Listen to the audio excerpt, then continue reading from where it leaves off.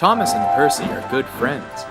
They do like working together. Afraid that there'll be a crack in the track, eh, Thomas? But sometimes Percy would tease Thomas about being frightened. And he didn't like that at all.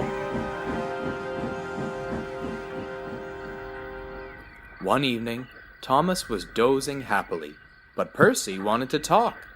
Thomas? Thomas? Are you awake, Thomas? Not particularly. What's up, Percy?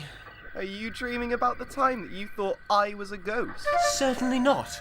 If you must know, I was having a lovely dream about being able to pull the express. Anyway, I was only pretending to be afraid. I knew it was you, really. Percy went on teasing him.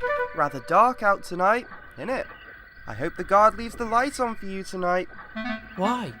I actually quite like the dark. Oh, really? I always thought you were afraid of the dark. I wonder why.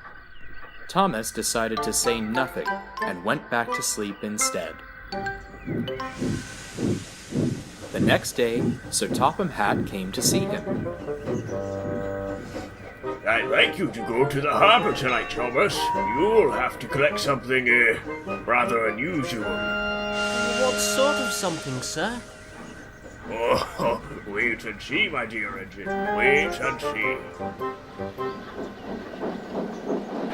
Later that day, Percy was shunting some trucks into a siding. Henry came along with his goods train. The signalman changed the points, and Percy waited on the siding until Henry had steamed by. Then there was trouble. The points are jammed. I can't switch them back for Percy. I'll have to get a work crew to fix them in the morning. It's too late now. I'm sorry, old boy, but it looks like you'll have to stay here for the night. But where are you going? Home for tea. It's nearly supper time. Percy was speechless. As the hours went on, all he could do was watch as the other engines passed by, hurrying to their nice warm shed. Night there, Percy. Don't let the rust mites bite. Nighttime came, and Percy began to feel very lonely and a bit scared. Oh dear, it's very dark and cold.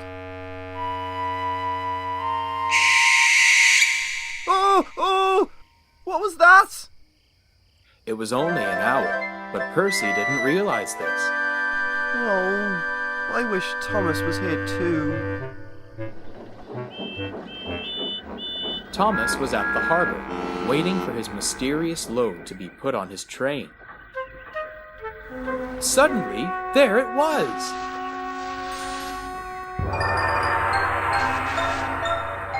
Cinders and Ashes, a dragon!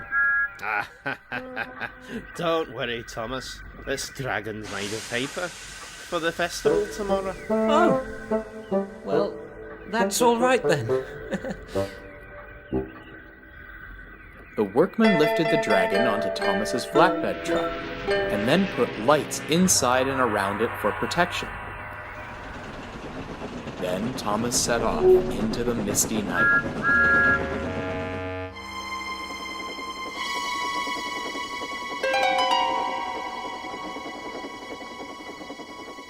Percy was asleep in his siding, and he had no idea Thomas was approaching.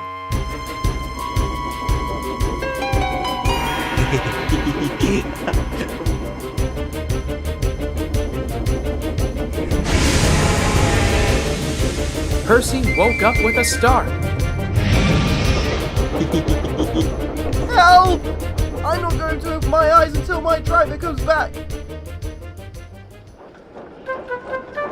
The next morning, the points were mended, and Percy puffed back to the big station. Gordon was just getting ready to leave with the express. Gordon, you'll never believe what I saw last night. I'm a busy engine. I don't have the time nor patience to play one of your little games today.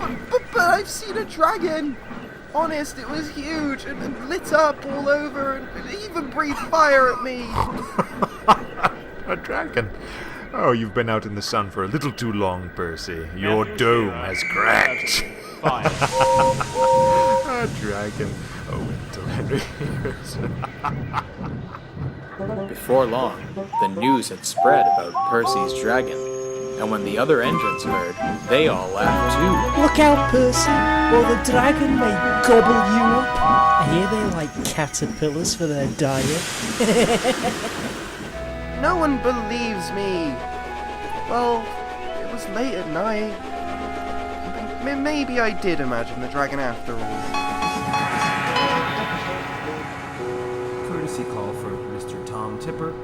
Courtesy call for But Mr. Percy Tom soon Tipper. found out that he hadn't. The fast train to battle will arrive on time. Ah! Help! Save me! It's real! It's all right, Percy. It's just me. The dragons are fake. And he explained all about the festival. Oh, by the way, how was your night out?